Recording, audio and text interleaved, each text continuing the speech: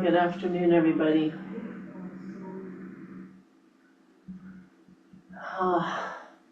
So far, we have 2 planning commissioners and 2 board members, but we need, okay, great, good. We have 3.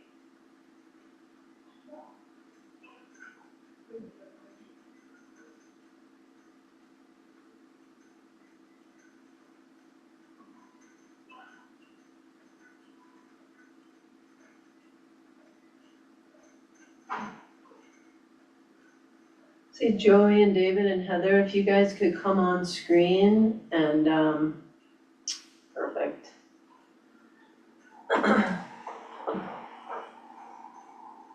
And Heather, you have the agenda, we can put the agenda on the screen. I sent out the script, we can do that as well. Okay, I'm pulling them up right now too, but. Okay. Great, we need 3 planning commission members for a quorum, is that right? Yes. So we have a quorum. And, which is good. Do we have commissioners? 2 commissioners? Yeah, we do, we have Andy and Elsa. Okay, perfect. Okay, I can go ahead and call this meeting to order. I'll do a roll call of planning commission members. Joey Edwards, Here. Jason Marufo, David Jurich, Here. Ryan Hill, Heather Lind here, Commissioner Tharp, Here. Commissioner Lee, Here. and Commissioner Bullock. Okay, we have minutes to approve from April 20th. I move to approve the meeting minutes from April 20th. Edward seconds. Okay, all in favor, aye. Aye. Aye. Perfect. Updates from staff for new member discussion. Well, when I put that on there, I think, I wasn't realizing Ann wouldn't be here, so why don't we just postpone that till our next meeting? Okay, perfect. Yeah, let's handle it that way. Okay. All right, move us down to new business, which is file 25-50, the 7142 Silver King Backcountry Site Plan Review. Great, thank you. I have to do my opening statement, I think, on this one. Okay, the Lake County Planning Commission will now conduct a public hearing. The statement I'm reading shall be incorporated into and made part of the record on these proceedings. The Planning Commission has jurisdiction to conduct a public hearing on a backcountry site plan review under section 5.2.27.1 of the Lake County Land Development Code.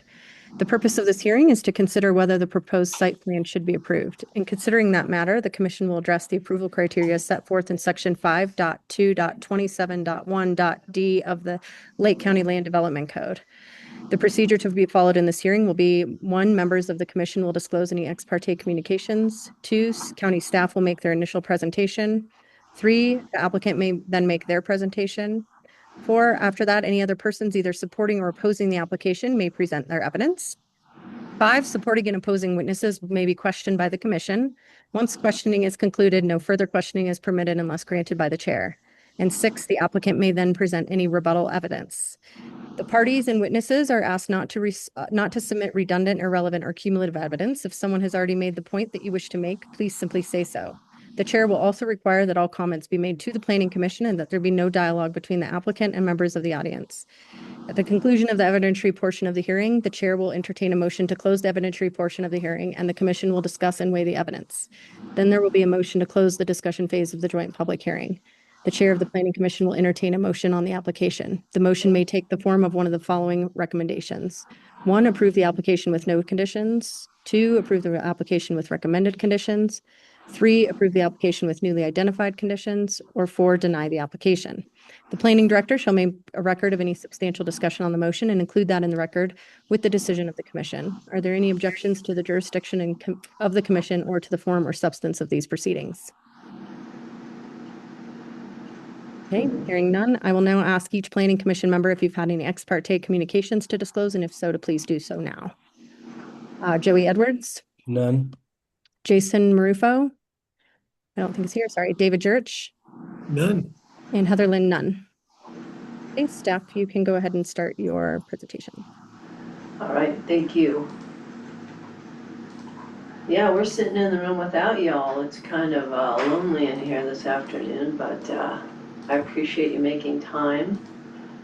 As we talked about, this kind of helps us because tomorrow night is our open house. So we're hoping to see many of you there. So this case is 7142 Silver King. It's a backcountry site plan. We can go forward. This application is being made on Carter Shaver is the applicant on behalf of Andrew Berger, and both of those gentlemen are here this evening. The property is 30.28 acres. It's located off County Road 6B and Dry Union Road. The property is zoned backcountry, which is why we're talking about it tonight. This is a site plan for a private cabin. Next slide, please. It is an existing cabin, as you can see in the photos. So this is another one that we're really bringing into compliance with the zoning that didn't exist when it was built. So it is a relatively small 10 by 21 foot cabin. As we've talked about in the staff report, there was a composting toilet that was approved for this location. So a very small structure will be built to house that. Otherwise, that will be the only improvement that's really made on this property. Next slide, please. This is the site plan, and you can see fairly well, I hope, or maybe not on your screens, but I'll use my cursor if I can, or the cursor. This here is where the cabin is located. This area. This is the road access that comes through the property, and this is the mining claim that we're talking about, which is 30 acres in size.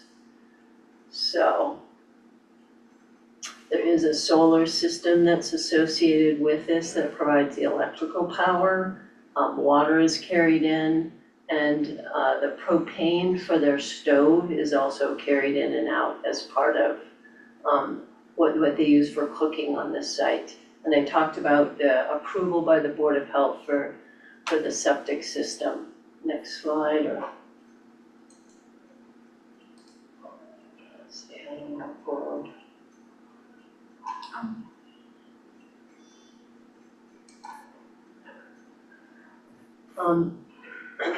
One of the important things I think in the backcountry zoning is the impact on wildlife. So in each of these that we've been reviewing, we include the map that kind of shows what the quality of the wildlife area is.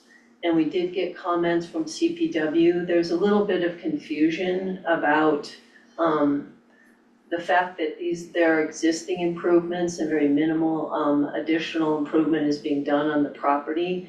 So it wasn't an option, for example, to move or not develop this property. So just to point that out.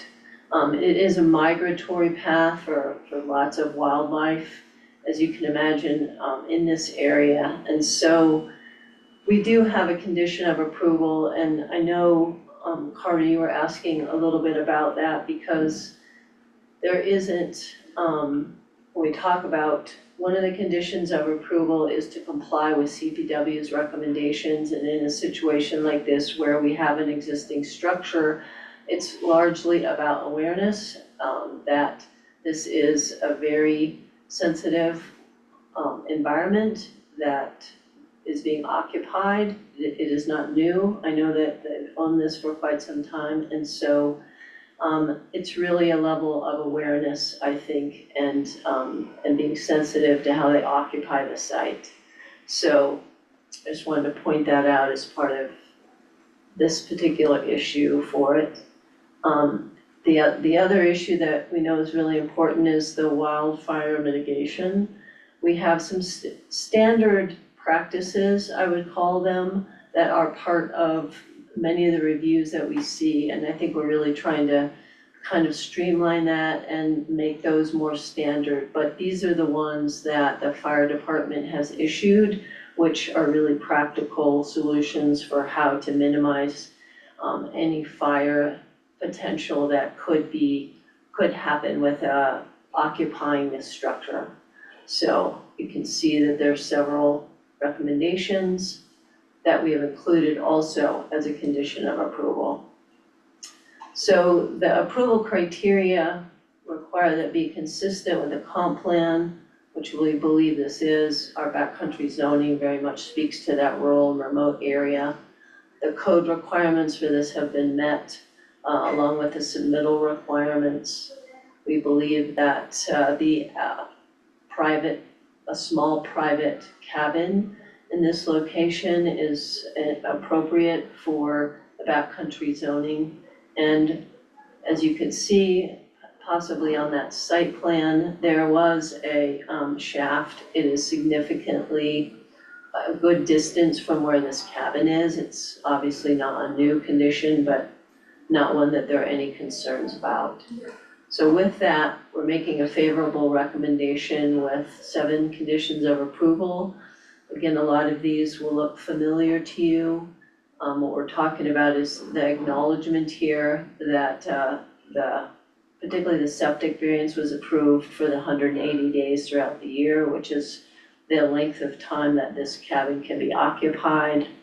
We want to make sure the backcountry license includes, that's really the next step in this process, but the proper installation of the septic system as well as the solar system. So a third party will evaluate the structure. They've already provided some of that documentation. So that's how we ensure that the structure is built properly. The other ones involve, the disturbance of soil and making sure that the noxious weed plan is in place. Best practices for CPW, again, are really largely about awareness in this case of the importance of this area for wildlife migration in particular. I talked about the Leadville Lake County Fire Rescue recommendations for occupying the site, including the trash that needs to be properly, the trash receptacles that are bear proof, and then any other statements that might be made as part of this discussion tonight. So those are the conditions of approval, and that kind of, ends the presentation. So at this point, I can answer any questions, and the applicant is here to speak on behalf of their application. Okay, yeah, I think if we can open it up first to the applicant. I don't know which one, Carter or Andy, but one of you are free to add anything additional that we should know, and then we can kind of open it up for questions for you guys. Okay, if I may, I'll start. Can you hear me okay? A little feedback, Andy. So Let me turn one of these down. How's this? Is better? yeah, I think that's better. Okay. Maybe not. Do you have another device, Andy, that you can try? Yeah, Andy, it sounds like you. Is this better? Yes, that's much better. Okay, cool. Hi, everyone. Thank you for your time on this. Let's see, 2 owners ago, this structure was built about 2009 by a longtime Leadville family without permits. And I have owned since 2019, and I'm trying to bring it into compliance per your rules. And I think that we can live with all of the conditions that you're asking about. We're in compliance with several that we already are, and then we will continue to be in compliance moving forward if we have all of the approvals that we need. Basically, we're seeking with this existing structure to just add one small building that will hold the composting toilet and the gray water tank that is advised by Lake County. And so we're talking about a relatively small project, what looks like an outhouse with a gray water holding tank, and that will be the total project that we're looking at this point. So with that, I'd like to turn it over to Carter for more specifics. He is doing the construction, and as you can tell from his responses, he's got an engineering background, and I'm leaning on him pretty heavily for this. So I just wanted to say hello and say thank you for your attention. Thanks, Andy. Yeah, just to discuss Andy and I's relationship, since we're loosely neighbors in this area, we can call each other neighbors, even though we're probably 7 miles apart. But we're loosely neighbors, and Andy and I had bumped into each other in the area, and he mentioned that he wanted to go through this process. And since I had already gone through mine with the Rose and Peggy's bunkhouse, I told him that I would be happy to help him to kind of shepherd him through the process, and then also help him do the construction as well, as I'm a contractor in Lake County. So that's been my role, is just to help him through the process. And like Andy said, it's going to be really light construction, and we've got to dig for a 500-gallon tank per the OWPS regs and the approval that we already received. And then we're going to place a little 4x4 outhouse structure on top of that existing disturbance, or the proposed disturbance of the gray water tank. So we're not going to have a bunch of additional disturbance. We're going to keep the footprint as small as possible in the area as well. And it's going to be just Andy and I, really, and maybe one other person helping out to do the work. So it's not going to be a full construction crew or anything like that. It's going to be very minimal. Just me and I up there swinging hammers. So Andy, I just want to reiterate, kind of Andy is obviously aware of the sensitivity of the wildlife and nature up there. I mean, that's the reason why he owns the place, is to be able to go up there and view the wildlife. And also just wanted to mention the Dry Union Creek Road that runs up through the property. So there are other users that use this area and recreate up there, as well as the Leadville backcountry yurts that are positioned about 750 feet just up the hill from Andy's property that is operational all year round as well. So there are other people in the area. And from Andy's submittal, he makes it up there, 3 or 4 weeks, maybe total out of the year, from total of maybe 30 days or 30 nights that you stay up there. Even though, the regulation says max of 180, Andy's use is pretty light in the area as well, which I think helps with the CPW recommendations as well, that, he's not living up there during the summer or anything like that. It's kind of weekend. So,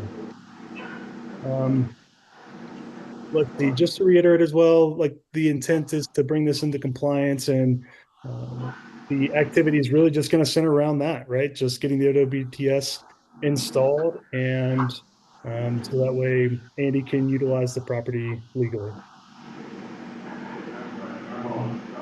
That's all I had to add. Okay. Great, thank you. Planning commissioners or county commissioners, anybody have any questions for the applicant or Melissa? Yes, I have one question. Oh, sorry. For the septic disposal field, do you plan to import material, or will you just be screening on-site material? David, it's actually just a 500-gallon holding tank. So just a gray water holding tank. So annually it'll be pumped out, or when necessary, when it reaches 75% full. Okay, thank you. You bet.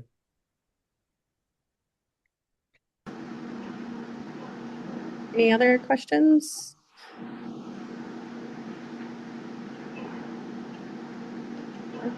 Okay.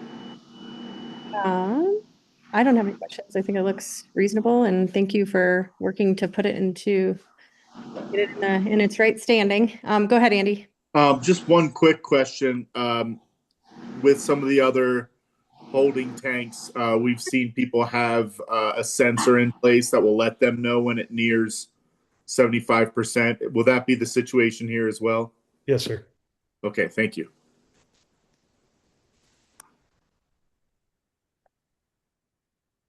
Great.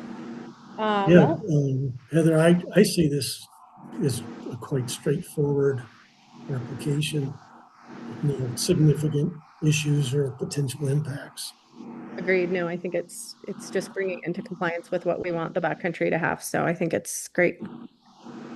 And it sounds like it's going through all the right steps and in the county's capable hands. So I think it's another example of maybe this eventually these kind of approval processes maybe can become more streamlined in the future. I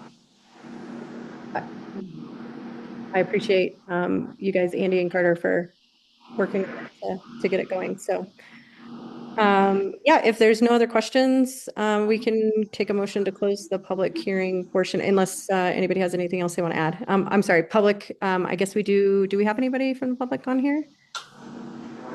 Yeah, we have Peter Day appears to be on. Yeah. Yep, go ahead, Pete. Can you hear me? Yes.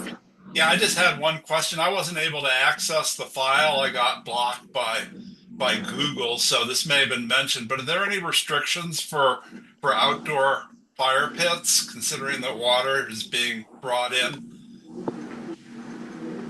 Yeah, I think that's part of our code anyway for backcountry. Correct, Melissa, that we don't have outdoor fire pits?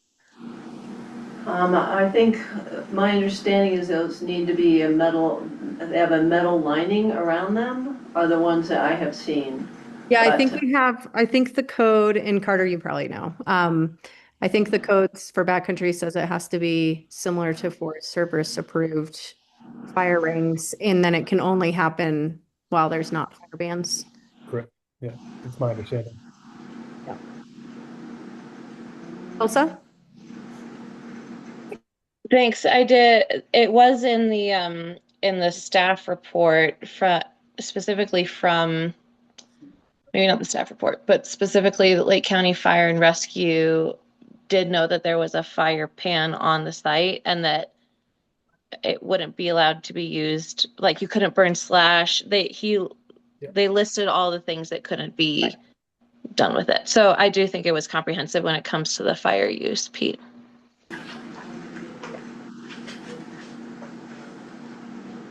Yeah. Any other questions or?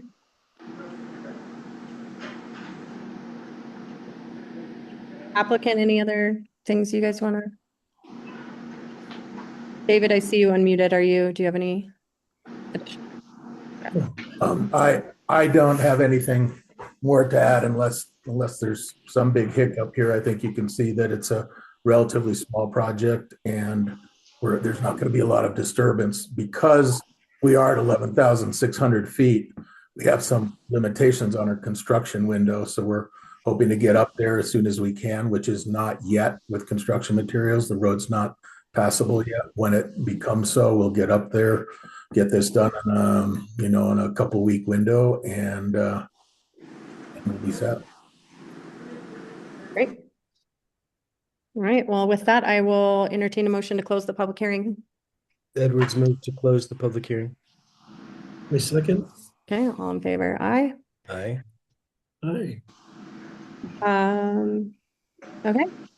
Well, I think that this doesn't, commissioners, actually, I think you can stay or go because I don't think you guys actually end up voting on this, but if you don't have anything else to do, well, you can hang on if you want to. Otherwise, have a great evening. Thank you for joining. Thank you. I'll sign off. Good job up there, you guys. Thanks. Thanks. Bye.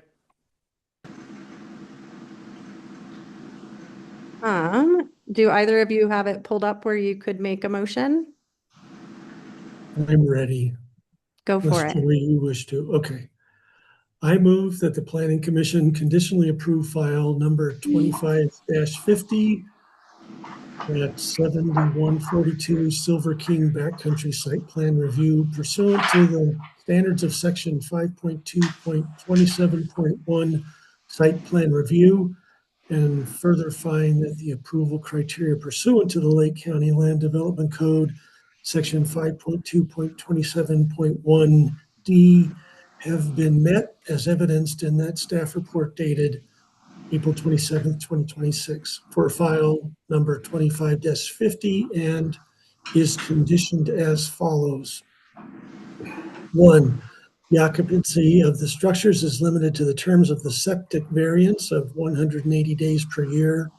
2, a backcountry license is required to ensure proper installation of the septic system and to verify the solar system was installed properly. 3, applicant shall revegetate any disturbed soils, developing a noxious weed plan with the assistance of the Colorado Division of Parks and Wildlife and the Lake County Conservation District. 4, the applicant shall consider best practices for complying with the CPW recommendations in order to protect the important habitat surrounding the property.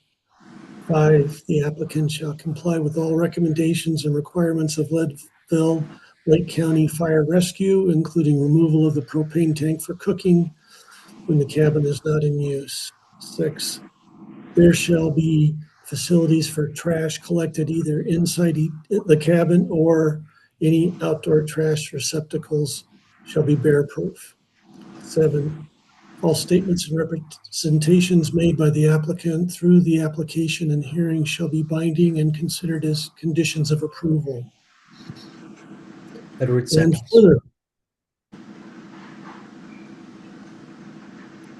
further finding that 1, as conditioned, the proposed site plan is in substantial conformance with the express purposes, intents, goals, and policies of the Lake County Comprehensive Plan and any ancillary county acknowledged or adopted documents pertaining to natural resource protection, affordable housing, infrastructure management, and any area-specific community plans. 2, as conditioned, the proposed site plan conforms to the requirements and provisions of this code. 3, as conditioned, the proposed site plan adequately addresses the submittal requirement items. 4, as conditioned, the proposed site plan is consistent with and in harmony with neighboring land uses and further future intended land uses in the area.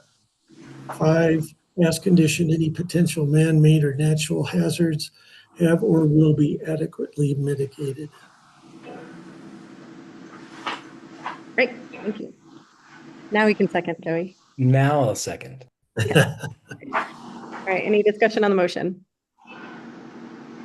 Okay, roll call, Joey Edwards, Yes. David Yurch, Yes. Heather Lind, yes.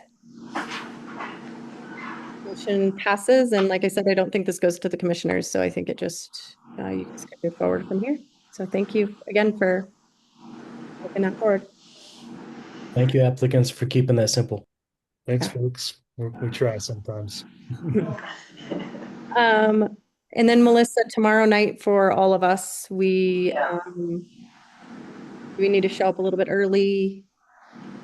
It probably would be helpful to be there a few minutes early so that we make sure you know which station you're in. We have some assignments, but that might change a little bit depending on who turns up. So I know it starts at 6, so 5:30, 5:45. All right, I will be there. Okay. Yeah, Thank no, you. David's gonna be there. Joey, were you planning on attending? Yes, ma'am, I'll be there. Thank you very much. Okay, All great. right, We'll see you Carter, then. Andy will be in touch. Sounds good. Thanks, Melissa. Thanks, everybody. Appreciate your time. Thank you. Have a good night. I'll move to adjourn. the Oh yeah, meeting. thanks for doing that. Moving to adjourn. Edward seconds. All in favor, aye. Aye. Thank you, everybody. Have a good night. Thanks, you guys. All right. Good night.